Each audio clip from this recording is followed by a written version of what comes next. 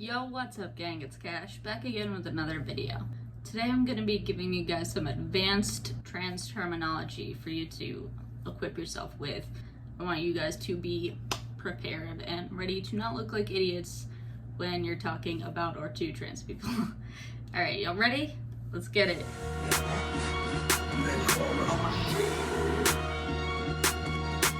So towards the end of the last video, I was talking a little bit about how people physically transition, and I'm going to continue with that kind of thread right now. So a lot of trans women get something called facial feminization surgery. Oftentimes cisgender men have like a more pronounced brow bone than cisgender women, so sometimes trans women will get their brow bone shaved. They'll reshape their nose to make it a little bit smaller or less pronounced, something like that.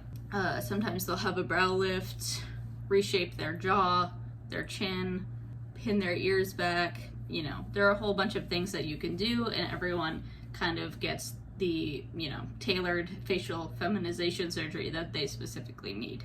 Often it can also include Adam's apple reduction or even vocal feminization surgery. A lot of people will just kind of do it all at once and, are completely swollen, and it's super painful, but it's definitely worth it for people who really want to pass as a woman who have like stereotypically male features. There's also something called FMS, or facial masculinization surgery. I don't know a ton of people who do this, but some trans men do this. You can get thyroid cartilage enhancements, make an Adam's apple, you can lengthen your forehead, shape your jaw, or you can either, get Botox in your jaw to make it more pronounced right here. Fortunately for trans men, hormones really do change your face shape and your voice. But for trans women, estrogen doesn't do that as much, so trans women turn to feminization surgery more than trans men turn to masculinization surgery. You might have heard some trans guys talk about bottom growth. Bottom growth happens when you're on testosterone. Basically, I don't know, okay, so let's say most cis women's clits are like, it's like this, right?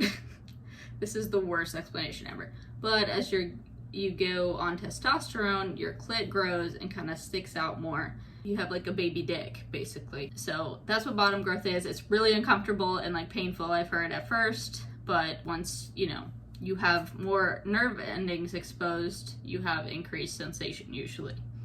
Haven't experienced it, but that's what I've heard. Now, I'll talk about bottom surgery, which some people called SRS, sexual reassignment surgery. That's becoming a little more outdated, but a lot of, especially trans women, use that. For women, there's basically the vaginoplasty. I think there are a few techniques, but generally speaking, the surgeon will remove the testes and basically make a vagina from parts of the penis. It's not like an absolute inversion of the penis, but they use a lot of nerve endings and the urethra to make like a clit and a vaginal hole.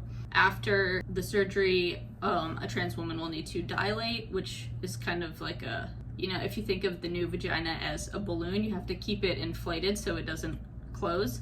So a couple times a day, I think for the first couple weeks, you have to dilate, like put something in there and make sure that it's staying open, and then you do it less and less often the more you heal.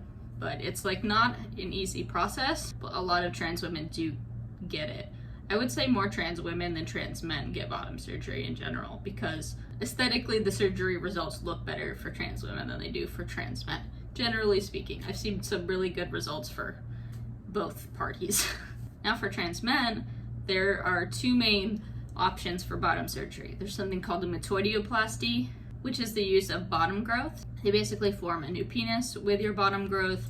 They kind of lengthen your urethra. I'm not sure what the percentages are, but I've heard of more people getting the other type of surgery than this one because the resulting phallus penis is not quite as big. I've heard that you can use it for insertion, but it doesn't go very far in whatever you're inserting it into. The more common one is a phalloplasty. Basically, you need skin from a donor site, which is most often your forearm or your upper thigh, and the doctor will take all of the skin, probably to about right here, and some nerves out of your arm. So people have pretty gnarly scars, and a lot of people will be like, yeah, like I got in a motorcycle accident, because when people ask you, oh, what happened to your arm, you're not gonna be like, this is my penis now, like, you know. Basically, they take that skin and they make a phallus out of it, and they use nerves from your arms to give the penis nerves. They'll give you a hysterectomy and take out your like inner genitals or reproductive system, and close up your vagina. They basically take your urethra and then put it inside the phallus so you can pee out of it like a cisgender man. They'll take your labia majora and do like implants so it looks like you have balls. This surgery is pretty intense, and you have to do it in several steps. Usually the first step is creating the phallus, then the next is like urethral lengthening, and then you can get your ball implants. Some people get a glandsplasty, which basically, instead of having like one big hot dog as a penis, you can have like a head of a penis. Some people have veins tattooed so it looks more realistic. Yeah, that's basically what phalloplasty is. Okay, switching gears. Someone who is a stealth trans person does not disclose to people that they're trans. So that might mean on, you know, your Tinder bio, it doesn't say trans. Or like when you go out in public and you meet someone, they don't know you're trans. Your friends, they might not know. You don't openly tell. Basically, you're secretly trans. And that would mean that you have to pass very well so no one, you know, suspected that you were trans. Next up, we've got clocking. This is when someone in public recognizes that you're trans.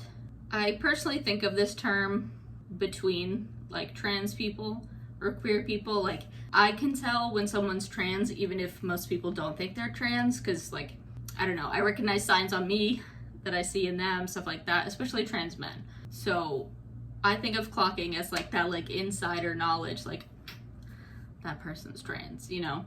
But it can also be like a cis person being like, are you a man? To like a trans woman, something like that. If you clock someone and you're cis, like, keep that to yourself. Next up, we have a chaser. A chaser is basically someone who fetishizes trans people. Now, it's great if you want to date trans people. It's not so great if you will exclusively date trans people because they're trans and are like obsessed with them. This isn't the only type of chaser, but I often associate chasers as cis men who are like obsessed with having sex with trans women. But at the same time, they probably don't want their friends to know what they're doing. Don't be a chaser, that shit sucks. One of my favorites, a TERF. A TERF is a trans exclusionary radical feminist, aka J.K. Rowling, Abrica bitch. Basically, a TERF is someone who is an ultra feminist, but either hates or does not want trans women included in feminism. They think that because they weren't like raised as a woman, they don't share any experiences, which is false because trans women experience so many hardships, and just because your body doesn't match the way you feel inside doesn't mean that you didn't, you know, grow up a girl. It's basically biological essentialism. They think that biology is fixed and unchangeable, and that trans women just will never be women, no matter how hard they try, and therefore feminism should actively exclude trans women because they're men. A lot of people like refer to the potential to bear children as what makes someone a woman, and therefore trans women shouldn't be excluded. But like, what about infertile women, or, you know, women who choose not to have children?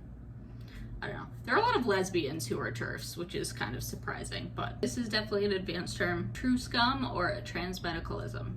Basically, there's a pretty big rift in the trans community, especially between like YouTubers for some reason, but a lot of people think that gender dysphoria is what makes you trans. You feel an incongruence with your body, how it was developed, and the gender that you feel inside.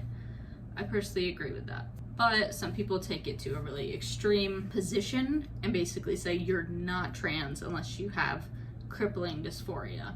And then on the other side of this debate, there's people who call themselves too cutes, which, like, whoever came up with these names, it's not great. But they're like, no, you don't need dysphoria to be trans, you can just say you're trans and be trans. If you ever hear people debating that topic, that's basically what it's about. And then let's end with a good one here, T for T.